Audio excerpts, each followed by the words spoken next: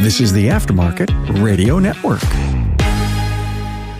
Hey everybody, Carm Capriato back again at the Institute Summit for Remarkable Results Radio. Look, we are having a blast here at the Institute's Summit for 2025. We are theinstitute.com.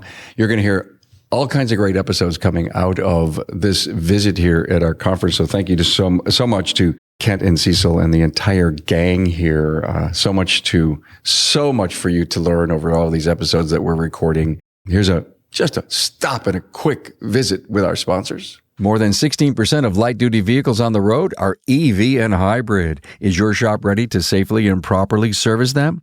Get your shop trained and equipped to service hybrid and EV vehicles with NAPA Autotech's innovative EV-ready Level 1 high-voltage awareness and maintenance training.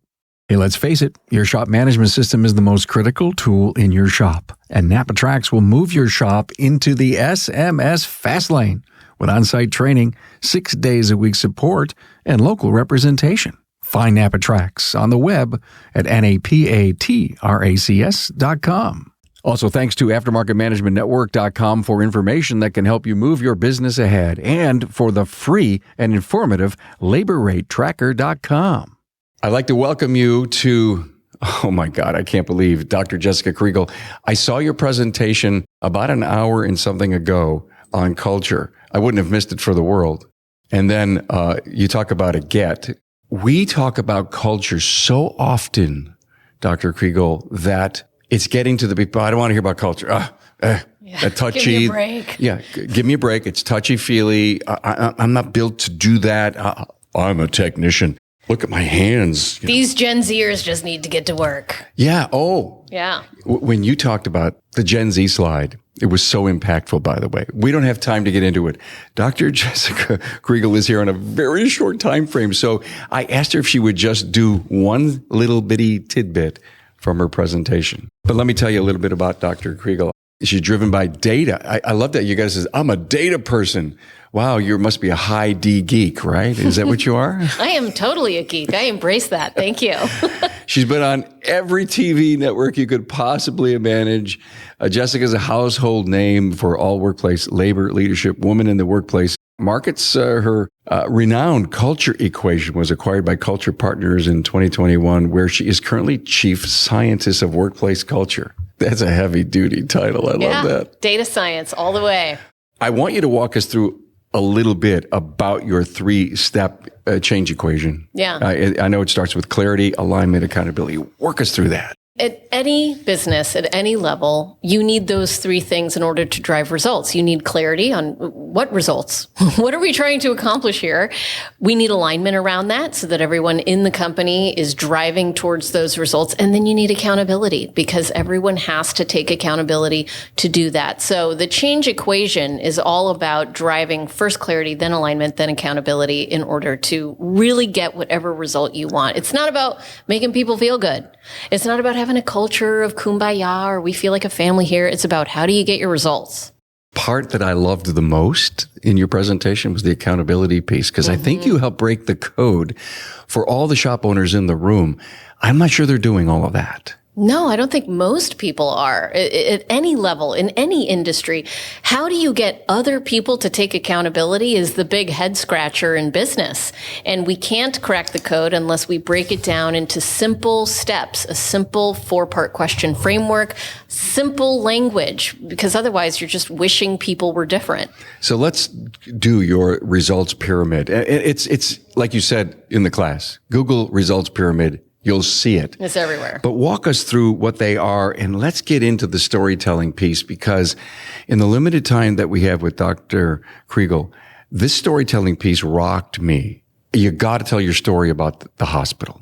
I think you picked up on what is the most important part of the talk, too. So your listeners can be relieved that you may not be hearing all of it, but this is the best piece of it. Okay. The results pyramid is a model for how to get results at work. And it starts with results. First, you got to know what you're trying to achieve. So maybe you have a revenue model, a revenue goal rather, a margin goal, a safety goal. It doesn't matter what your goal is. Pick a goal, measure it. That's where we start. Now, what most leaders do is they know that results come from actions, so they focus on actions. What do we need to do in order to get that goal? And that's actually the action trap. We call it the action trap because it's short-sighted.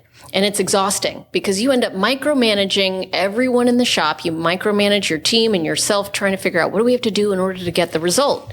And we run out of energy very quickly that way. So the results pyramid suggests that you dig deeper and you go down the pyramid. There's 4 layers of the pyramid. The top layer is results. The second layer is actions. The third layer is the thing that drives our actions. And that is our beliefs. Yeah. We all hold underlying beliefs that motivate us or don't motivate us to take accountability and take the right action that we need in order to drive results. And so if you can change the beliefs that people hold in your company, then they're going to take action. They're going to take accountability and you're going to get the results that you want. And it allows you to get people to do what you need them to do without being told to do so. That's the magic of it. So where do our beliefs come from? They come from the experiences that we have. All of our beliefs, even from a child, they come from the experiences we had with our family, with our school, with our mentors, whatever.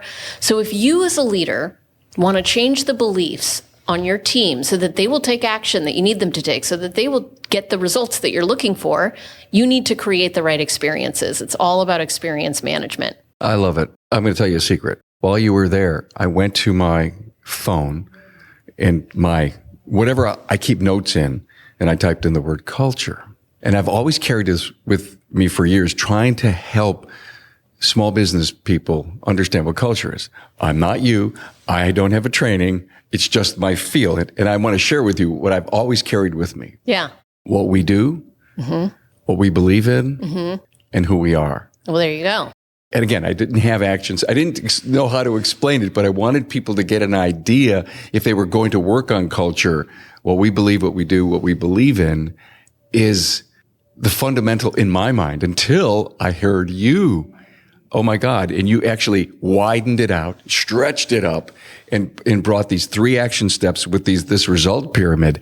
I fell in love with it. Well, I think those are the same. It's another way of saying the same thing. What we do is the action we take. What we believe is our beliefs. And then who we are is what experiences we create for people. Yeah. I do something, you have an experience with me, that's who you think I am. So I actually think that was a beautiful definition. Culture is the experiences we create that drive our beliefs, that get us our results. Are you a NAPA Auto Care Center who is ready to take your shop to the next level? Then the premier tier NAPA Auto Care Gold Certified program is exactly what you need. Gold Certified Auto Care Centers provide customers with a consistent experience no matter where they are in the U.S. Now, this means they are more likely to return and support your shop or find your Gold Certified Auto Care Center while on the road. Gold Certified members can maximize technology, increase their local marketing opportunities, and have a fully trained team that keeps up with the latest trends. Simply put, the Gold Certified NAPA Auto Care program, powered by your local brand, will set you apart. A true partnership is a two-way street. Shops must meet specific criteria to be eligible for the many benefits of Gold. Now, NAPA Auto Care rewards its most committed partners, their Gold Certified members, with free premium shop referrals on the NAPA online locator, annual marketing dollars, and enhanced warranty, training opportunities, program rebates, and so much more. Are you ready to get started? Contact your local NAPA sales representative to discuss your eligibility and apply today. More than 16% of light-duty vehicles on the road are EV and hybrid. Is your shop ready to safely and properly service them? Get your shop trained and equipped to service hybrid and EV vehicles with NAPA Autotech's innovative EV-ready Level 1 high-voltage awareness and maintenance training. Hey, take your Auto Care Center to the next level, the Gold level, with the NAPA Auto Care Gold Certified program. This program is for the best of the best who can provide a consistent consumer experience and earn the trust of returning and new customers. Talk to your NAPA sales representative about how you can become a Gold Certified shop. Hey, let's face it, your shop management system is the single most important tool in your shop, period.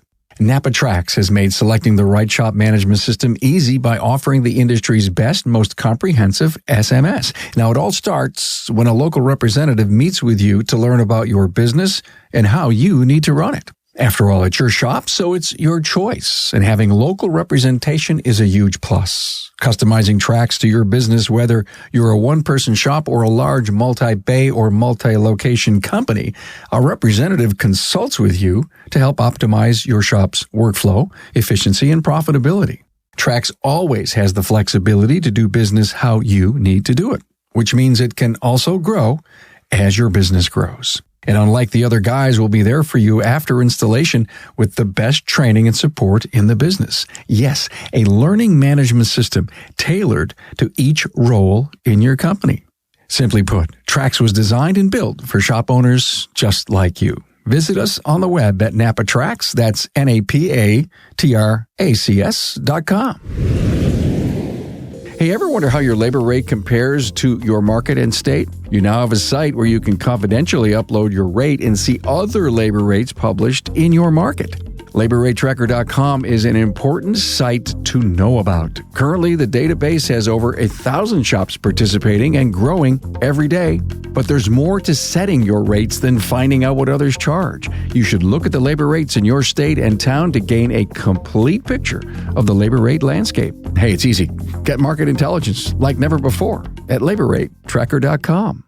I think too many businessmen, ladies that have grown in the industry, started in their backyard, then they rented one bay somewhere, and then they stretched. So many in coaching programs today realize there's so much more to get in life if it's wealth building. People started this business because they wanted to help people. Mm-hmm. That's what it was all about. When you have a car breakdown, people don't want to go to a shop. It's the worst place they want to be. Mm-hmm. We started to teach people how to get customers to trust you, what we did at our counter, all about, if you will, emotional intelligence and self-awareness and how we were speaking to people. And when you talk about culture, they say, yeah, I got to build a greater culture. They can't touch it. Mm-hmm. And if they can't touch it, they don't know how to do it. And that's what I thought about what you taught us today, is that you can touch it. Yeah. Well, let me tell the hospital story. Please. Because it makes it come to life, yeah. Right? So what do we mean by experiences and how does that actually translate to results? We were working with a emergency department in a hospital, and the head of the department had a problem. She couldn't get the team to fill out paperwork because they're so busy doing their job. They don't have time for paperwork. And so she was only gathering this paperwork. The actual form was called the next of kin form. It's when someone comes into the hospital, you gather their next of kin information. So if something happens, you know who to call. They were only gathering that form 42% of the time. So she had tried everything. She tried translating the form. She tried simplifying the form. She tried training on the form. She did 6 months of effort around improving that 42%. And she moved the needle to 47%. It was barely a result, right? 5% growth is okay. It's better. But 6 months of effort, you would think it would get a little bit better than that.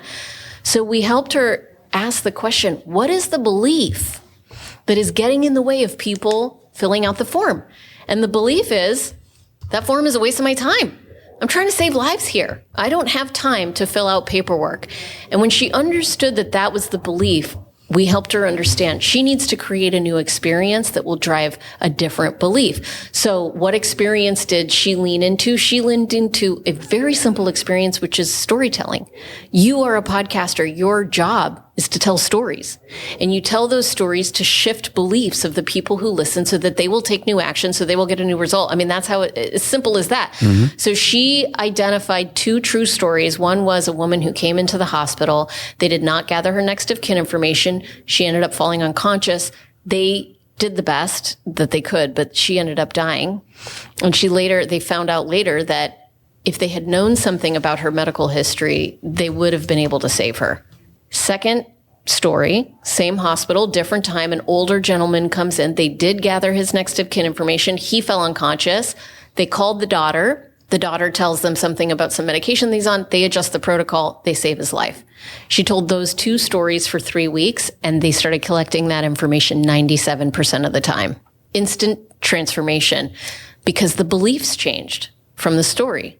And those beliefs drove them to take action proactively without being told to do so. So they were taking accountability in a way that they weren't before. Now, before, it's not that they didn't care. It's that their beliefs were not aligned with the actions that the leader wanted them to take. When I think of healthcare, I think of the culture of caring, but they weren't demonstrating that. Well, they were caring, but they believed that the best way to care was to focus on the treatment in that moment and not the paperwork. And not the paperwork, not the form. They didn't connect the dots between the paperwork and care. Their belief was misaligned. So you just had to shift the belief. And now all of a sudden they're like, wait, this form saves lives. We got to fill out this form.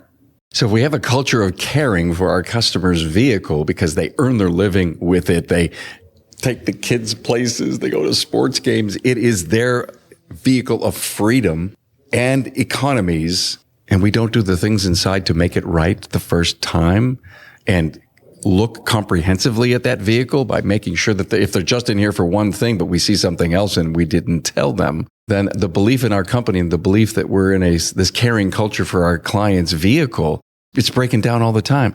I happen to know this to be true in many cases. And that's why this culture of caring and this story, we did an interview with Parker Branch just before that, and he's really known well for sitting down with his counter service advisors at least twice a day. His manager does. And this is really cool. You're going to love it. I said, so I know when I talked to you last year, you said you tell stories. He goes, all the time. They start their meeting at 11 and 3 every day with their counter service people by saying, tell me a story about what went on today. And so they're all learning from each other. It's a big operation. And you're too busy in your focus in life to know what's going on around you. So everyone has a chance to tell a quick story. I asked him how his culture was. He says, we have room always for improvement. He says, but that storytelling is perfect. And it helps. It's how we do it too. Every meeting that we have, we start with telling a story. We actually start with repeating what our mission statement is, which is to drive results by activating your culture. And then we talk about our key results that we're trying to achieve. We got a bookings goal, an EBITDA goal. We have a client NPS goal. And then we tell stories. We recognize each other for work that they did that was aligned with our beliefs and helping us drive results. And by recognizing someone publicly, that's actually a story that other people are listening to. When you did this, you were demonstrating that belief, and that's going to help us drive this result. Thank you so much. It's both recognition and a story. It's double whammy, and those are some of the best stories. How'd you become a culture guru? Guru hardly. I think so. Well, thank you. I wrote a book on generational dynamics when I was in my doctoral school. I went to doctoral program on leadership management, and my dissertation research was on millennials. And so I wrote this dissertation, which I turned into a book. I did one keynote at one event that just took like wildfire. I got 10 events after that, and then I just kind of accidental keynoter. I love that. Yeah. Okay. One of the first couple of slides you had today was Gen Z. Mm-hmm. And this, such an interesting generation. I read somewhere that they're a lot like boomers. Is that true? Did you ever hear that? Here's the truth about Gen Z. There is no such thing as generations. That's actually the truth. That's what my research revealed. That's what my book told me. And it's shocking for people. Timeline cultures. It's really life stage issues. And then there's the evolution of technology. And you merge life stages and the evolution of technology, and you end up with stereotypes that we put into generational buckets. The millennials were the worst employees of all time 15 years ago. That's when I got interested because I'm a millennial and I was sick of hearing about how annoying I was. So is Tracy. Right? So there I see her nodding. Right? She is like, goodness gracious. Yeah. And then now it's Gen Z. And after that, it'll be Gen Alpha. And so we always, in fact, here's a quote from 2,500 years ago by Socrates, who said, the younger people today value chatter in the place of hard work, and they're too focused on luxuries. That was 2,500 years ago. The complaints about young people haven't even changed. We're always prone to looking at the younger people and saying, they're not like us. They're worse than us. If only they would do it like us. So there's something in our brain that makes us think that way. It's a bunch of stereotypes, though. It is. And as owners, do we each generation different, or No. do we just go to the Gen Zs? Listen, come on, we're going to do a culture class. We want to bring you on board. Are they good to want to learn that and live in it? Not only should we not treat each generation different, it's bad to treat each generation different because you're making assumptions about what moves them and what motivates them. And you're putting them in a bucket and saying, well, I've read about you. You like collaboration and technology. I mean, I'm a millennial and we were the social media obsessed generation. I have never had a Facebook account. I've never done any of that stuff. That's because I was like, well, that's a popularity contest that I'm probably going to lose. And I don't want to play if I'm going to lose because I'm not motivated by competition. And so I break the stereotypes. And when you put people into labels, you're missing the opportunity to really see them and connect. Did you have an AOL account? Yeah, when you were young? Yeah, that was my first email. I had an AIM account. We used to instant message each other. Yeah. Tracy's shaking her head because we've recently talked about that. And I go, did you have a dial-up modem? Yeah. Oh, wow. Yeah, I remember. We do sound effects here. Yeah, we sure do. We were chatting about that, forgetting as a dad, watching the kids grow up as millennials. Yeah. And how it's done today. Well, here's what the research actually showed. When it comes to technology, a young person is more likely than an older person to have their cell phone by their face when they sleep. Okay, great. So you see that information and you're like, they're more tech savvy, tech obsessed, etc. There's also been research done on technology adoption at work. We're going to use this new software, everyone. Let's start using it. The adoption rates of new technology for your job are the same across every generation. Really? Baby boomers at work are not less likely to say, okay, fine, I'll use this new system. Everyone understands you got to use a system. Some people resist, some people don't, but that doesn't change by generation when you're looking at work specifically. Loyalty at work, for example. You hear that baby boomers are more loyal than Gen Z, and the Employee Benefits Research Institute measures tenure based on age. And you see 25 to 35-year-olds, their average tenure is 3 years at work. 55 to 65, their average tenure is 10 years at work. So you look at that and you're like, see, they're less loyal. Young people don't care. But the Employee Benefits Research Institute was doing that research 50 years ago, and 50 years ago, the numbers were exactly the same, meaning that it's a life stage issue. Young people don't stay as long as old people because they haven't figured out what they want to do yet. Is it a sell versus tell?